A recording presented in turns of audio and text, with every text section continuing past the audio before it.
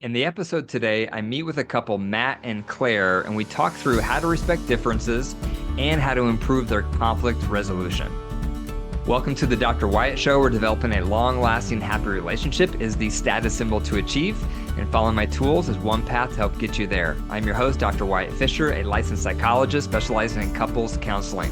Do you want to improve your communication so that you have more love and less conflicts? Download my app today, Keep the Glow, KTG, wherever you get your apps. Also, be sure to click the subscribe button for future episodes and follow me on social at Dr. Wyatt Fisher.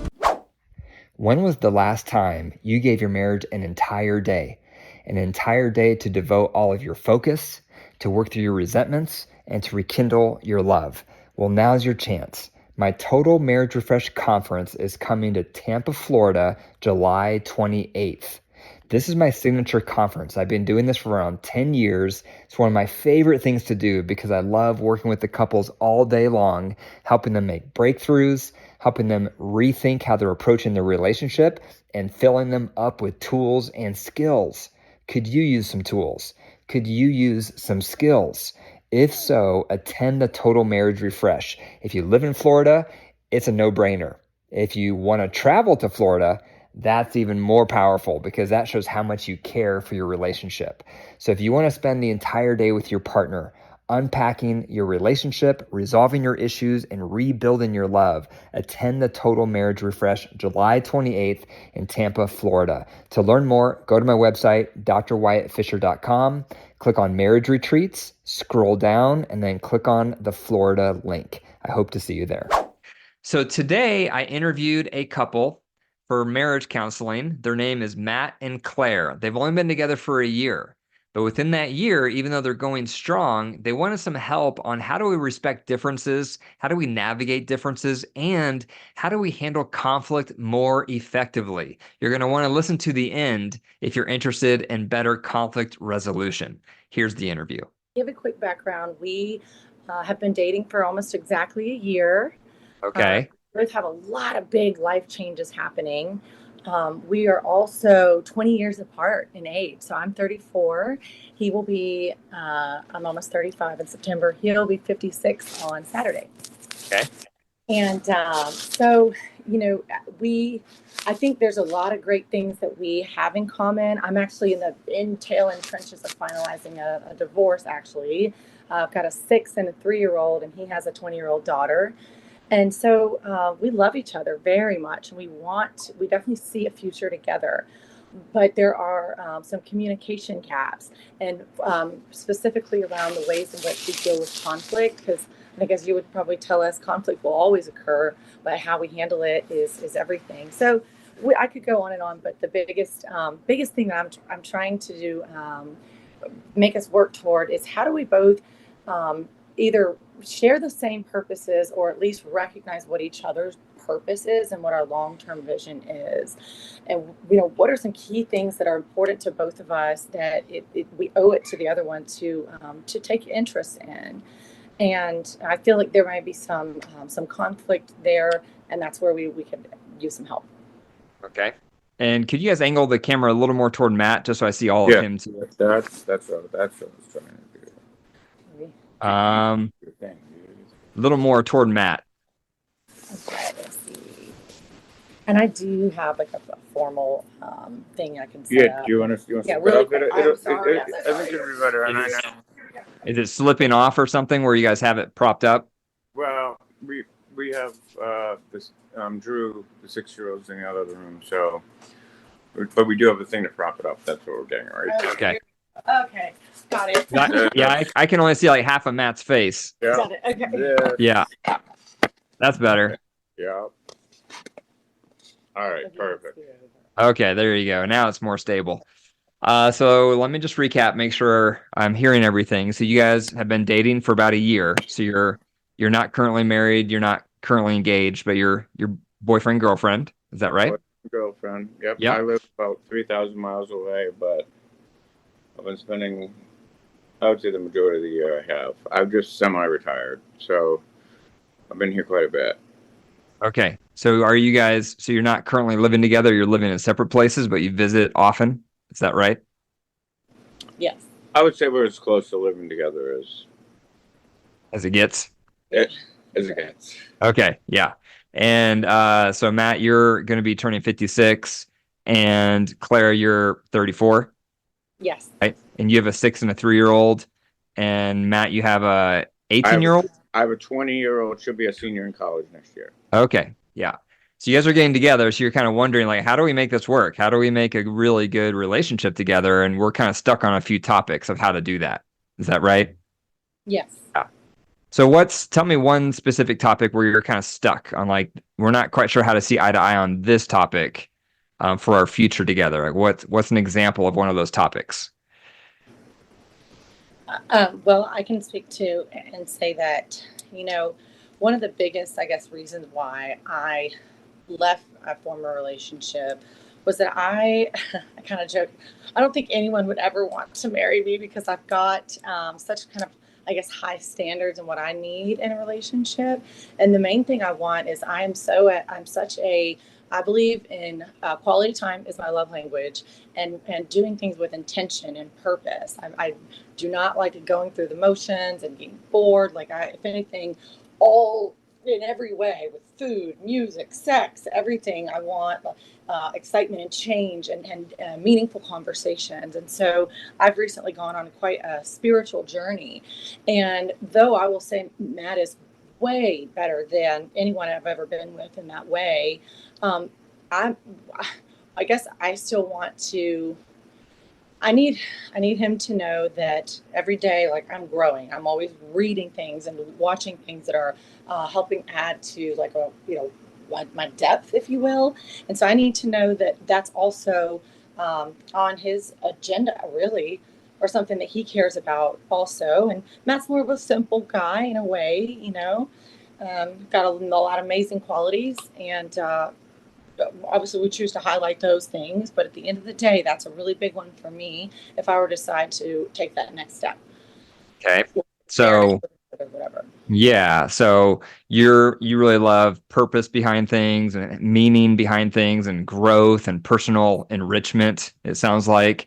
And you want to make sure Matt is the same, like, as far as he has that same interest or passion to keep growing as well. And you're a little worried he may not have the same level of desire to keep growing and developing like you do. Is that what you're saying? Yep, that's one thing. And I think maybe Okay. Matt could speak to Yeah. the other big Yeah, thing Matt. is- And Yeah. actually, let's pause real quick before we go to the next topic. But yeah, Matt, what are your thoughts on this one? What's your side on that? My side on that is I'm a very open-minded person. I know a lot of people say at my age that kind of you're stuck in your ways, and that's kind of how you live your life out. And ever since Claire and I have gotten together, I've done quite a few things that maybe were not in my realm, originally. She is becoming very spiritual, and that my father passed away when I was 12 in my arms from a heart attack, and Oh, wow.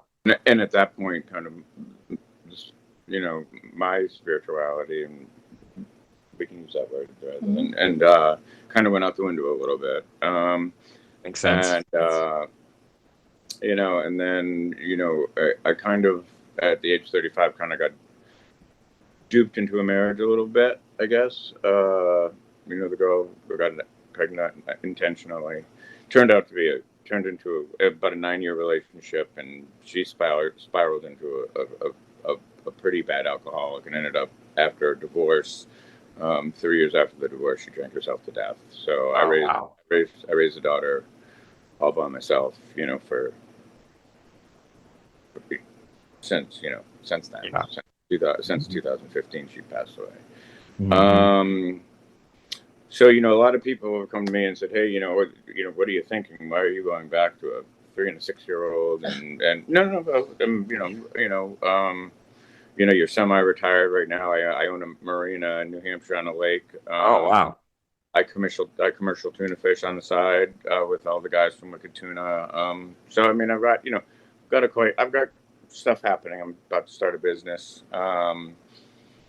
and just over the year, I never pressed it with the kids or anything like that. And now the kid, we're really, we've passed that threshold and are, you know, for me, it's a big enlightenment and joy. And I guess we're trying to figure out if, you know, one, we don't ever want to hurt the kids, you know, that's very important. Two, you know, we've been doing readings, and you know, I've been going to church, and we've been watching, you know, shows, and so, you know, I'm not set in my ways. You know, I'll try anything. I'll try anything once. You know, and we do have a lot of things that we do. You know, that we do like to do together, obviously, or Yeah. you know, be here, but. You know, it's two different generations, and they're colliding, and the love between us is amazing. I mean, it's you know, I can't say anything negative about that at all. You know, we met 3 years before that. You know, I met her and her husband, and you know, that day that I was talking to her, I was like, that was the girl that I was supposed to meet. You know. But there was never an affair. Let's be clear. There was never that. We Okay. connected after the fact. Yeah. So despite all the generational differences, what draws you guys to each other? Oh gosh, lots of things. You know, I don't know if you want to give, you know, examples, but I mean, yeah, I mean, we laugh together a lot. That's a big part of our relationship. He is open to trying new things, and we have many adventures that we go on. And you know, I would say best sex I've ever had. That helps. You know, we love each other. Yeah. Yeah. I mean, that's evident, or we wouldn't be doing this right now. You know? Yeah. Yeah.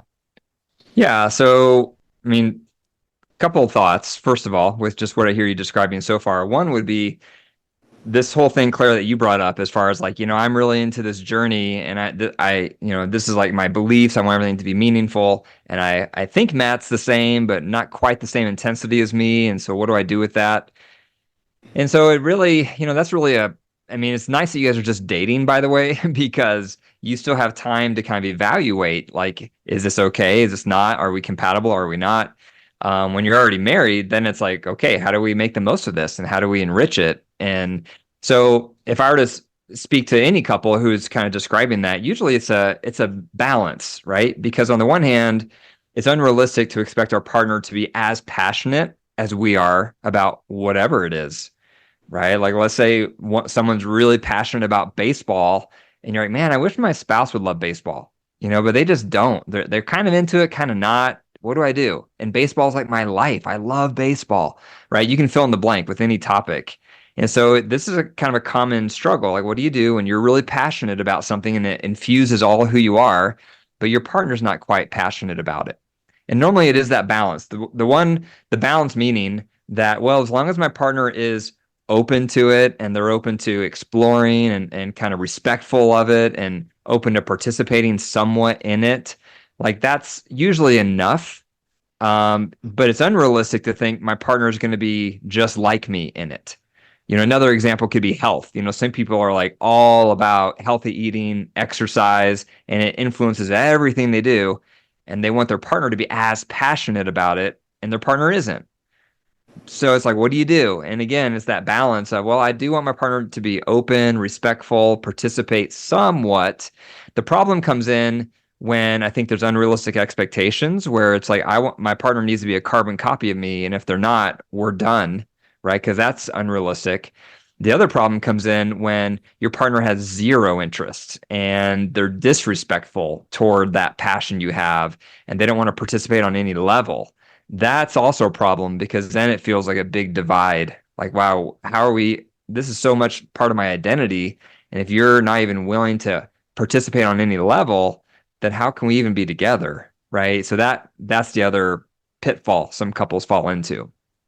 And it's interesting. It's interesting. You kind of like almost nailed it a little bit. You know, like if you look at her top priorities, you know, it's spirituality, health, you know, her children, you know, because she wants to be around. Yeah.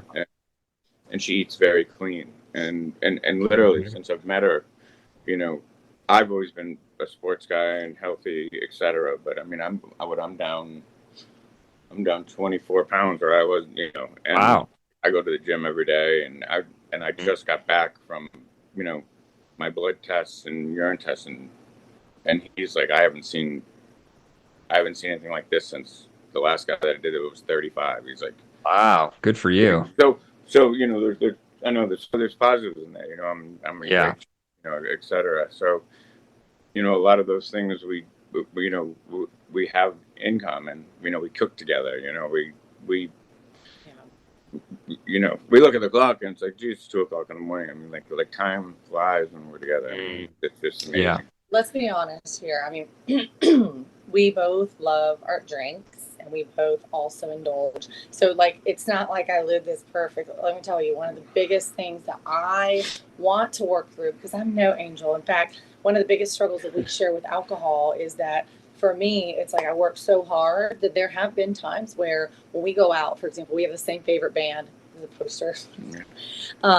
And we do get to have those vacations and things. Yes, I'm a social butterfly, probably to the max. So is he, by the way. And so it's been, I have definitely not shown him the attention, I guess even the respect you could call it, that he deserves. When we go out, sometimes I get caught up talking to other people and he feels isolated or feels like, that I don't care. And it's not that. So I'm more of an extreme drinker, I guess, where it's like, I don't have to consistently do it necessarily. He can do it every day, and he really doesn't. I don't think I've ever seen him like drunk before. But so there's that. That is an issue because it all like, and I do hear what you're saying about us being on the same page and purpose.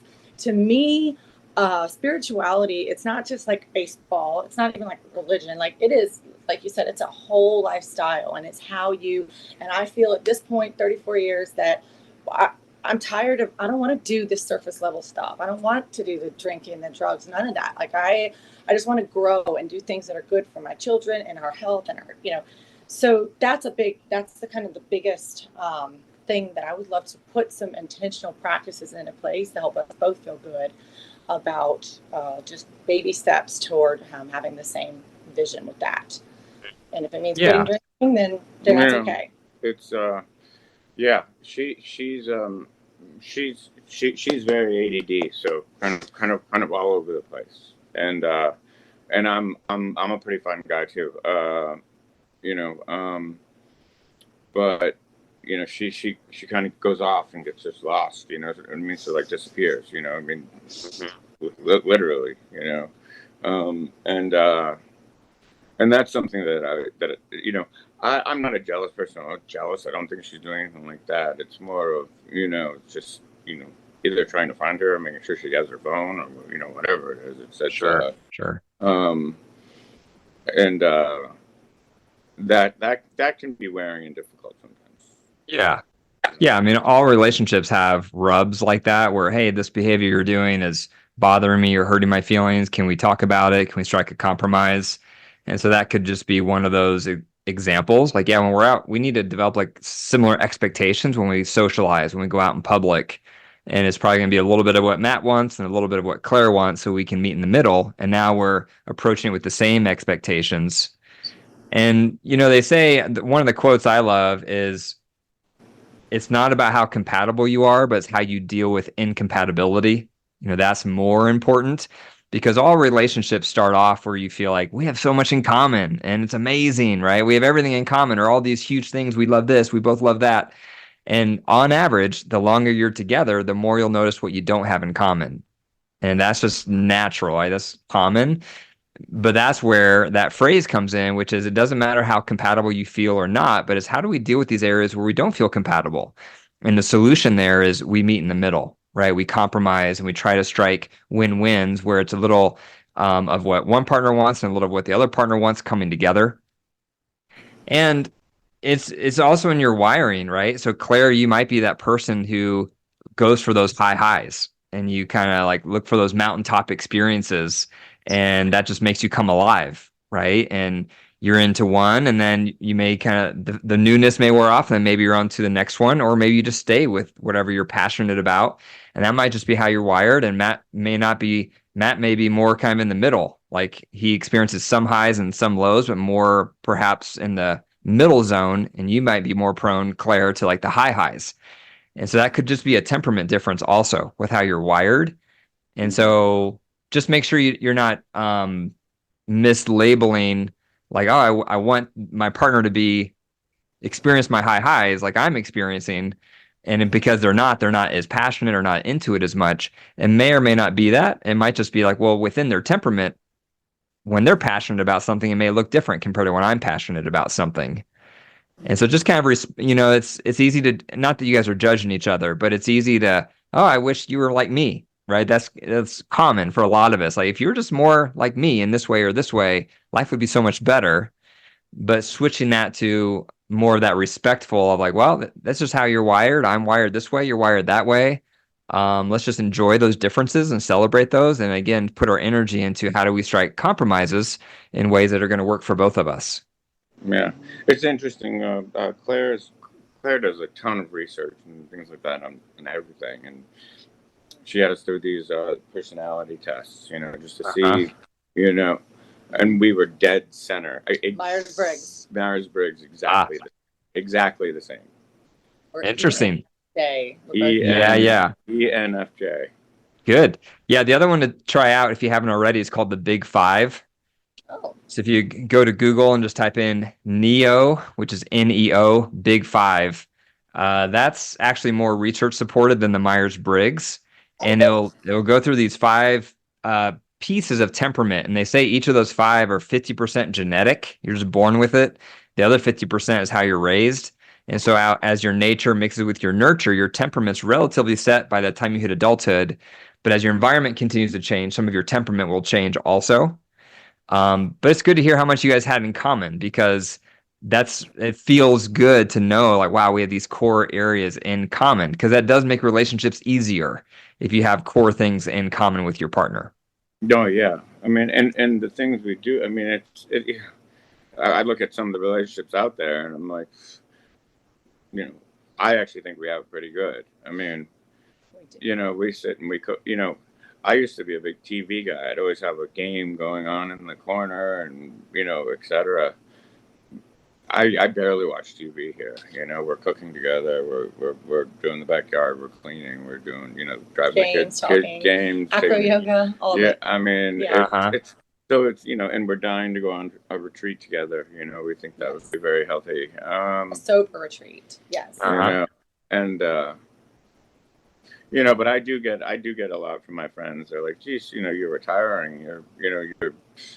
You don't really have to worry about money right now. What are you thinking? What's you want to start over again? Yeah. What makes you want to start over again, Matt? Well, my love for the kids, one. I mean, I think part of it is, when I raised my child, I pretty much raised my child by myself, Yeah.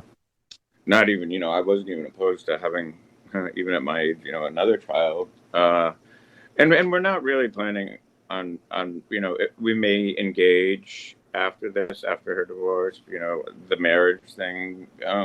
We're both, obviously we've both been there. Yeah. She's got children, I've got children. Sure. But not saying we wouldn't maybe one day, if made it there. But, also something that goes through our heads is, hey, in 15 years when her youngest will be driving, I'll be 70. Yeah. Right. If I make it. Yeah. So time is of the essence here, right? Yeah, because you don't want to. I mean, that's a person feeling a little more under the gun, I think, than I think maybe Claire is. Well, sure. And that also probably comes out with some of your journeys, right? So it sounds like, Claire, for you're like in this blossoming phase of your life, it sounds like, where you're kind of discovering or rediscovering who you are and what you're all about. And Matt, for you, it sounds like I've kind of, not that you've peaked, but like I've kind of, already sifted through a lot of those things in my past. And I'm kind of like settling in to kind of what's really important to me and really kind of embracing what I already know about me, and I'm still open to change. But that's, some of what you're describing might be that generational difference as well, developmentally, where Clara might be like, I'm kind of discovering or rediscovering, and Matt's more, I'm kind of settling in to what I've been through and experienced and what's really important to me that I've already been through in my life. So that could be some of the difference in the zeal too. What do you guys think? Do you agree with that statement? Yeah, a little bit. I don't know, because I'm one of those, like, I feel like I'm learning every day. I'm growing every day. Yeah, I'm looking into starting up another business right now. sure. One that I'm not, in the office all day, and I don't Yeah. have 8 people that are working under me. Kind of a smaller, but I don't know how. I'm not, you know. I don't know, and I think she's got it easy a little bit, because I'm here. I'm not, I'm not going to say I don't have a lot of responsibility right now. So, um, so, Yeah. you And know, yes, I agree with what you say. I think part of the reason why our age difference does work is because I guess I tend to be more mature. Like in my eyes, like I did all that. I did all the partying. Like I'm over that now. And kind of to your point, where yeah, I wouldn't call him immature in any way, but I think we're able to meet on a maturity level, maybe more than most couples would, because of that sort of. Matt wants to be young forever, and he sort of got that, and that's why he it's he likes the partying and the stuff, like, and just and so, like, I think that is what closes the gap for us, and it's a good thing. If we were exactly appropriate to our age, I don't know if it would work. Yeah. probably not.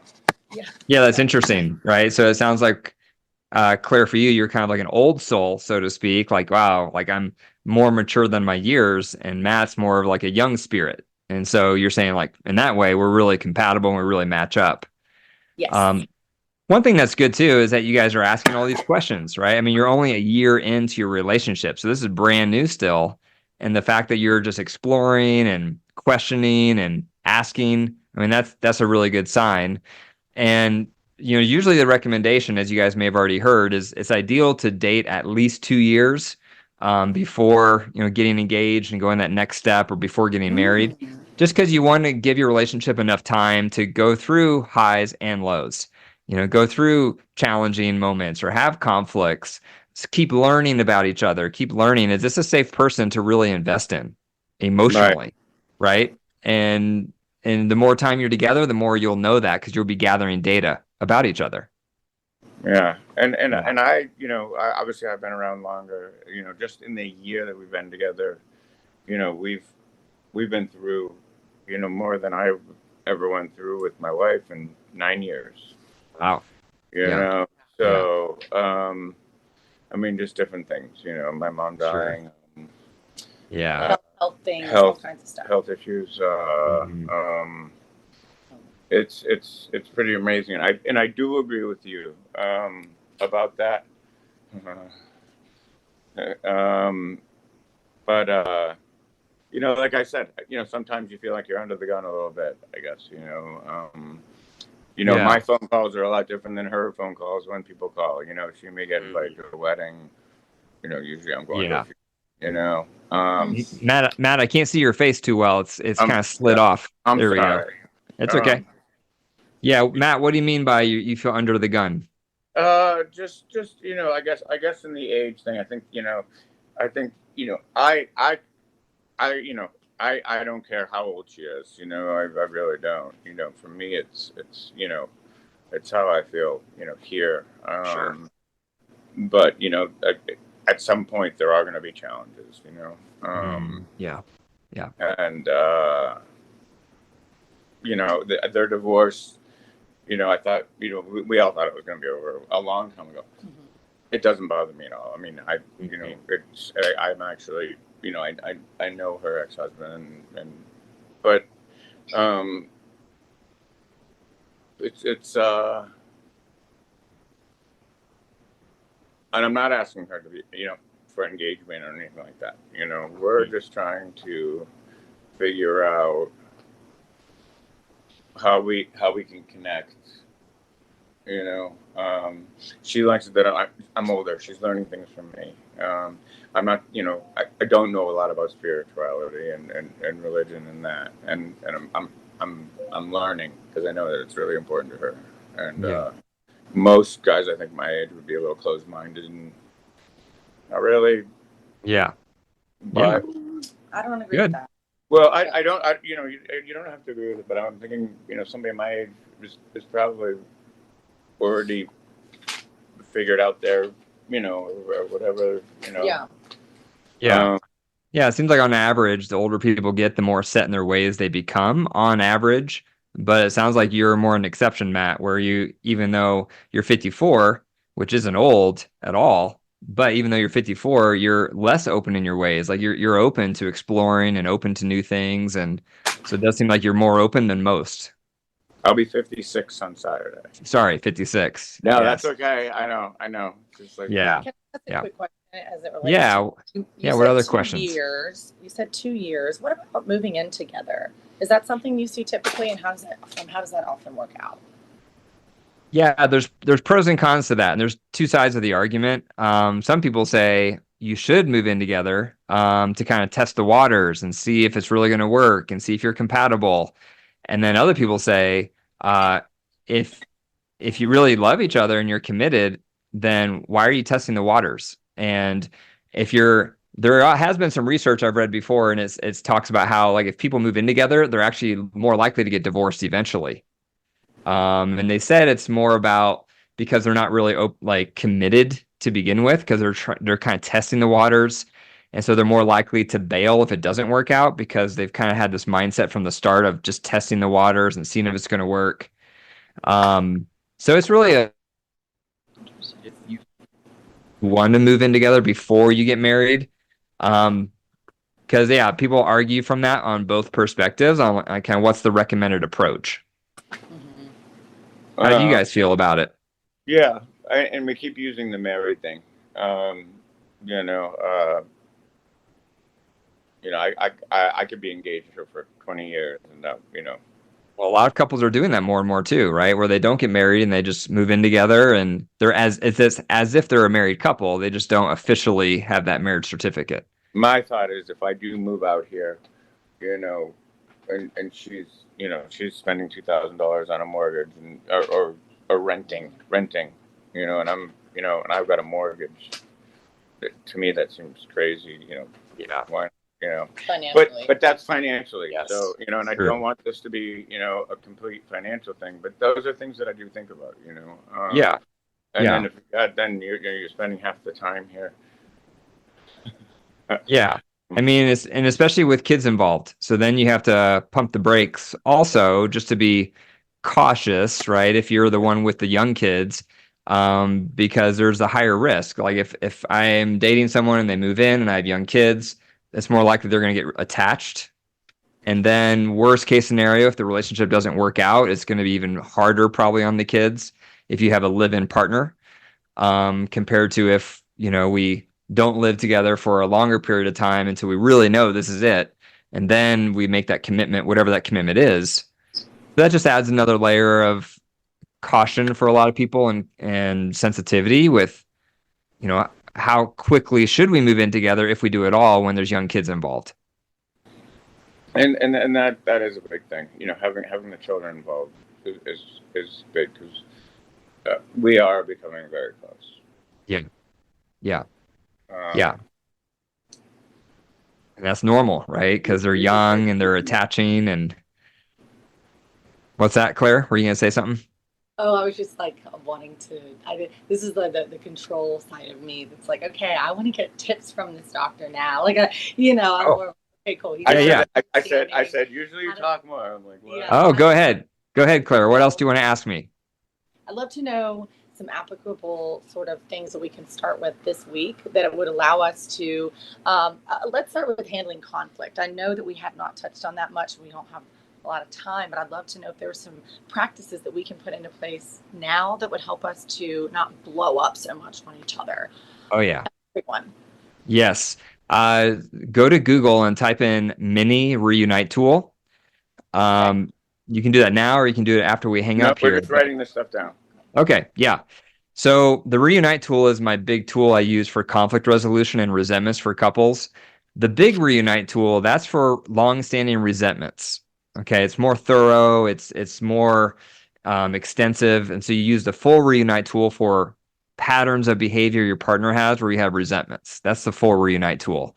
The mini reunite tool is when we have an argument and we just had a fight, we had a conflict, and we both got flooded. Now what do? That's when you use the mini reunite tool. So the flow that it creates is a diamond. So at the top is when you notice we're starting to get heated. And I'll unpack this here further, but just real quick. So one of us calls flooded, and then we go our separate ways for 20 minutes up to 24 hours to cool off. Then we come back together and pull out the mini reunite tool and process through what just happened. Okay. So flooded, have you guys heard me talk much about flooded? No, not yet. Okay. So flooded is when you get into fight, flight, or freeze, and all the blood goes to your core because you're getting ready for a crisis, like an emergency. So therefore, there's less blood in your head and less oxygen. So it's harder to focus, harder to remember what you say. And one of the first ground rules I highly recommend is have an agreement that we're not going to interact when we get heated, because that's when damage is done. And the more you have interactions like that, it creates emotional scar tissue, and it's harder to rebound is what happens. So the flooded is a really important word for couples to agree to, that if things start getting heated at all we have to do is say the word flooded, and then we both know what's going to happen. We're going to go our separate ways for 20 minutes up to 24 hours. Once we're both calm, then we come back and pull out the mini reunite tool. So with flooded, try to catch yourselves when it's pre-flooded. And that means we're just starting to get tense. We're just starting to get heated. We're just starting to raise our voice. We're just starting to get a little sharp or harsh with our tone. Because the longer you wait with the flooded process, the less self-control you have. And I'm sure you've experienced it, right? It's like once you get all the way flooded, it's like you cross a point of no return, is what happens. And in that moment, either of you can call flooded, and you can call flooded even if you feel calm, but you notice your partner is starting to escalate. Okay, just don't say you're getting flooded, because that might make them more flooded. Oh, yeah, right. Okay, so just say flooded, and then and if your partner says flooded, don't override the word, because people do that also, and they'll say this isn't flooded. We can keep talking, right? But if your partner says flooded, you respect it, even if you feel like things are still okay. Okay, because it's a boundary word. And this is for one person. I wouldn't say that about him. I'm only referring to myself and my feelings. You can say flooded if you feel like he's getting flooded. I'm getting flooded, yeah. So You just wouldn't say, Matt, you're flooded. You wouldn't say that. You would just say flooded. Yeah. It'd be more like Claire, you're flooded. Yeah. Yeah, because you don't want to like accuse your partner, because then they may get more flooded. So that's why it's a boundary word, because you may be calm, Claire, but you notice Matt's getting bigger and scarier and more tense. So you say flooded, and then he knows like, oh, okay. So I don't judge it. I just respect it. And so anyone can say it, no matter who's getting flooded. Okay. When you go your separate ways, it doesn't mean you have to leave the house if you're in the same house. It just means don't stay in the same room. So don't stay in the bathroom together or the kitchen together, because if you're flooded, it's a matter of time before one of you makes another snide remark, and then you're back at it again. So just have separate space. Research shows it takes at least 20 minutes to get out of fight, flight, or freeze. And so during that break, you need at least 20 minutes, and then there's a cap of 24 hours, because otherwise avoiders will just keep avoiding the topic and never come back and talk about it. And so usually there's a pursuer and a withdrawer, and the pursuer won't let go and give that person space unless they know the withdrawer is going to agree to come back within 24 hours to talk this out. Okay. Do you believe it's okay to go to bed angry under the right circumstances?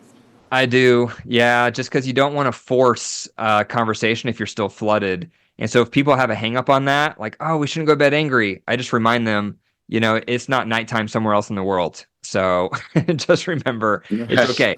It's okay. It's been more important not to force a conversation when you're flooded, because it's probably not going to go well at all. Yeah. And when you're trying to deflood, do whatever's going to lower your heart rate. So that might mean going for a walk, listening to music, taking a shower, read a book. Like, you want to get all the way out of fight, flight, or freeze. And you'll know by your heart rate, because when you're flooded, your heart rate's usually above 100. So you want your heart rate to get down to resting level, whatever that is for you, whether it's like 60 or 70. So you can tell if you're deflooded. Mhm. The other mistake couples make is one person's deflooded and they assume their partner's ready. So they approach their partner and say, okay, let's talk about it. But their partner's still flooded. So don't do that. So as soon as you calm down, you send your partner a message, or you ask them, say, hey, I'm calm. Let me know when you are, so we can use the mini Reunite tool. Mm-hmm. Okay, so that's also important. Yeah. Yeah, because, Claire, you may deflood within 30 minutes. Matt may need 5 hours, or the other way around, or it may depend on the conflict. So you never know. Just don't assume your partner's calm if you're calm. Okay. Mm-hmm. Then when you come back together, you're both calm, you're both ready. Then you pull out that mini Reunite tool. And the mini just gives you each a chance to share your experience in the conflict, what you both felt, what you both were frustrated with. And then you're each are going to have to listen and figure out what you can own that made that conflict worse. That's what the mini does. And then it goes all through empathy and apology and how to make amends. But you need that also, because if you don't have the mini, a lot of people are anxious about coming back and talking about it because they don't want it to re-escalate. Right? And that's what happens. So now we just sweep it under the rug, and now we're not solving anything, and now everything's piling up. So coming back and using the mini is really helpful. But I have to tell you, it takes a lot of emotional self-control, even if you're deflooded, to use the mini, because you're going to have to sit and just listen to your partner's experience of the conflict, and you're not allowed to correct it, and you're not allowed to interrupt them, and you're not allowed to make snide comments how they're wrong, or that's not the order this happened in, and that's not what I said. And that's where we waste all of our energy, right? With conflict resolution, is it's so hard for people to listen to their partner's experience of a conflict without interrupting and correcting. And so that's the emotional discipline side of the mini, but it's really powerful when you start to follow it. That's good. Mm-hmm. That's great. And do you have a specific kind of language format that you can that you would be able to say, this is the way something makes me feel, type of when you're correcting? The mini provides that. Okay, cool. Yeah, so you'll see it. Yeah, so when you look it up, it gives you specific language to use per step. The only loose part is when you're sharing your experience of the conflict. And so the frame of it is, my experience in the conflict was blank. That made me feel blank, and that taps into my core need for blank. And you can't say you, always, or never. So you can share as long as you need to. Like, yeah, my experience of the conflict was, when we first were together after work, there was a lot of cold behavior. I felt like there wasn't much connection with me. And then when I brought it up, I felt like there was criticism in response. And that made me feel sad and hurt and lonely. And it taps into my core need to want to feel close and connected after we're apart all day. Mm-hmm. Right? So that's how you would say, that's an example, a hypothetical example of how you could describe your experience without saying you, always, or never. Love that. Yeah. That's awesome. Yeah. Okay. Anything else? Any final comments or questions as we wind down? We've got a lot of studying to do, and obviously, reading resources, listening to your podcast daily. Would you say that that's definitely one of the core takeaways from this, is constantly always be learning? I know I took at least 5 tips away just from today. Oh, yeah. Yeah. I mean, our natural drift on average is in the wrong direction relationally, when we're in a committed relationship. And so being reminded of what the right thing is and how to do it better is something for all of us. And so, yeah, podcasts are a great resource. Books are a great resource. Conferences, working with a relationship coach or a counselor. Because this is the stuff we're not trained on, right? I mean, we're not taught You know, we go through so many, I say this a lot, we go through so much training for our vocation, right? Of how to catch tuna. Matt, for you, I'm sure you went through lots of training. And Claire, for you, I didn't even ask what your career is or what your job background is, but I'm sure you've gone through a lot of training for your whatever you do or have done. But yeah, but when we compare that with our marriage or our committed relationship, we have almost no training, right? How do you resolve conflicts? How do you share power? How do you nurture emotional intimacy? And so you want to be as well equipped for a healthy relationship as you are for a healthy vocation. Yeah. Right? It was It's interesting, missing. for me, obviously, you heard about my relationships and things like that. I thought fighting and whatever, and I thought that was just normal. You know what I'm saying? Yeah. And all the conflict. Yeah. And we both have some issues that we deal with from our exes, that is a pop for us. It's like Sure. triggers. Yeah. I'm constantly getting kind of related, whether her ex did this or her ex didn't, what I mean. So and it doesn't. To be honest with you, most of it's that I do something that he wouldn't, but In a good way, though. In a yeah, good way. no, in a good way. That's So good. I was trying to make it a positive. But yes. Sure. But there's a lot of there's a lot of things. To be clear, it's been a wonderful year. Yes. Sounds like it. Yeah, it sounds like you guys have had a really great time together overall so far. Yes. We have. Yeah. Mhm. We're grateful we're grateful for you and just Oh. his actions to make it better. Yeah. Oh, sure. My pleasure. Yeah. Glad you guys signed up for this. Hopefully you found a few nuggets that you can mull Definitely. over and think about. And yeah, best of luck to you guys. And let me know if you have any other questions. Thank you. you so much. Thank you. Okay. Thank you for taking the time. You're welcome. You're welcome. All right. Bye-bye. Take care. Bye-bye. Thank you for listening to the Dr. Wyatt Show. If you found value in today's episode, be sure to leave a comment on YouTube. Or if you're listening to this episode, be sure to leave a review. I really appreciate your feedback.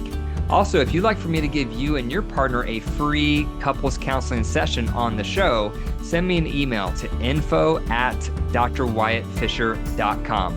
And if you're ready to level up your marriage, join my Marriage Saver Society. It's my leading digital course so that you and your partner from the comfort of your living room can learn my tools, learn my skills at your own pace. To learn more about MSS, the link is in the description. And remember, your marriage is alive. If you care for it and nurture it, it will grow. If you deprive it and neglect it, it will wilt and die. The choice is up to you. Take care.